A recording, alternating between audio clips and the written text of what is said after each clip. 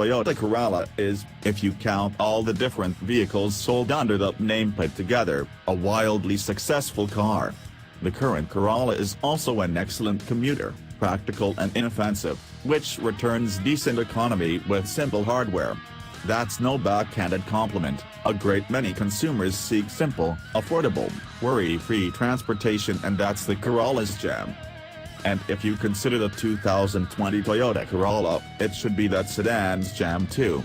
The big deal is that it'll move to the Toyota new global architecture, although we already heard rumors of that, and it makes perfect sense. After all, the original Prius platform underpinned a wide variety of Corolla-sized cars all over the world, up to and including our current one, in revised form.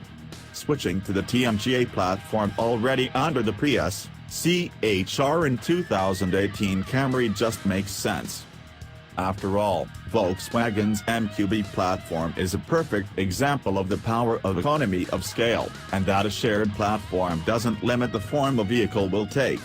MQB is under everything from the Audi A3 to the gigantic Volkswagen Atlas.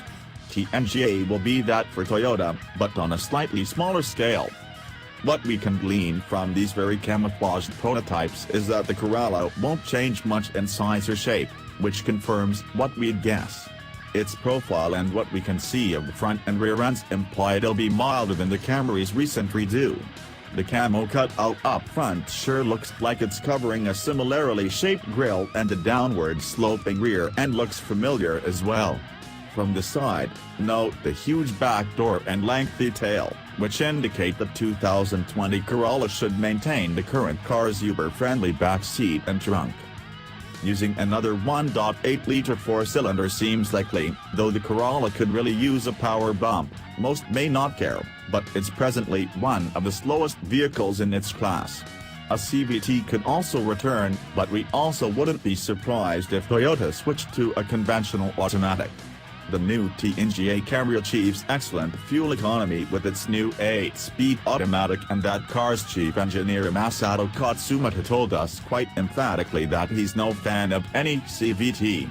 If that's indeed a change from the current Corolla norm, we don't think anyone would complain. One last note, remember the political fight over the Toyota plant in Mexico?